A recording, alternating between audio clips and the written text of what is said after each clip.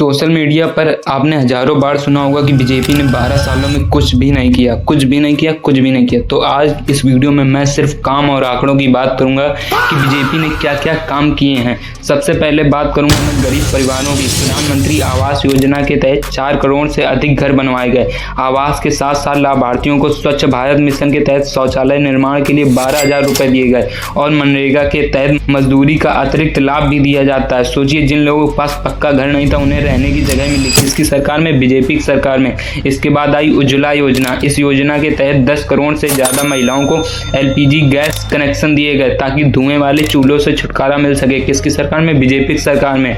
फिर आया आयुष्मान भारत। इस योजना के तहत परिवारों को 5 लाख रुपए तक का मुफ्त इलाज दिया गया और करोड़ों इलाज इस योजना के तहत हुए हैं और हो रहे हैं और आगे भी होते रहेंगे। किसकी सरकार में? बीजेपी की सरकार में।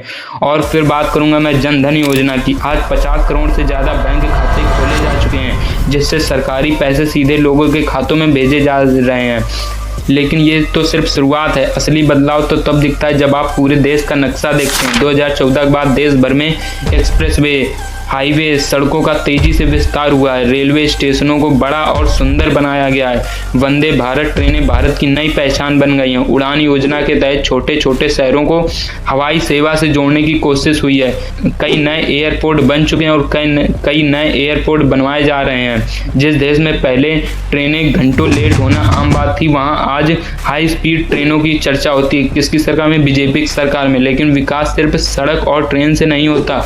देश तब आगे बढ़ता है जब शिक्षा और स्वास्थ्य मजबूत हो।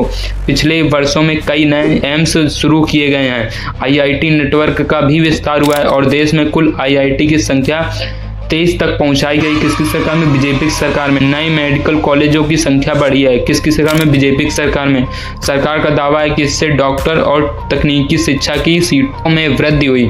यानी कोशिश यही रही है कि छोटे शहरों के छात्रों को भी बेहतर अवसर मिले। लेकिन दुनिया भारत को सिर्फ कॉलेजों से नहीं पहचानती, दुनिया भारत को उसकी ताकत से भी पहचानती है। भारतीय वायुसेना में राफेल लड़ाकू विमान शामिल हुए। भारत ने S-400 एयर डिफेंस सिस्टम भी हासिल किया।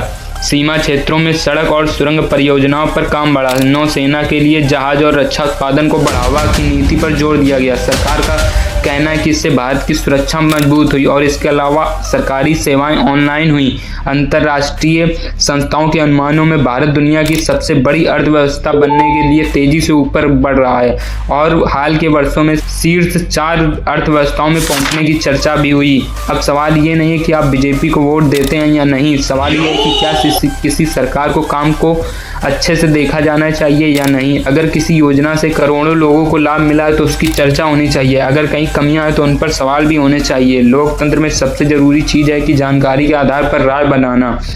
चैनल को सब्सक्राइब कर लीजिए ऐसे ही डीप एनालिसिस के लिए। कमेंट में लिखिए आपके हिसाब से 2014 के बाद सबसे बड़ा बदलाव कौन सा रहा। अगले वीडियो में मैं बीजेपी के 12 सालों में कमियां भी गिनाऊंगा।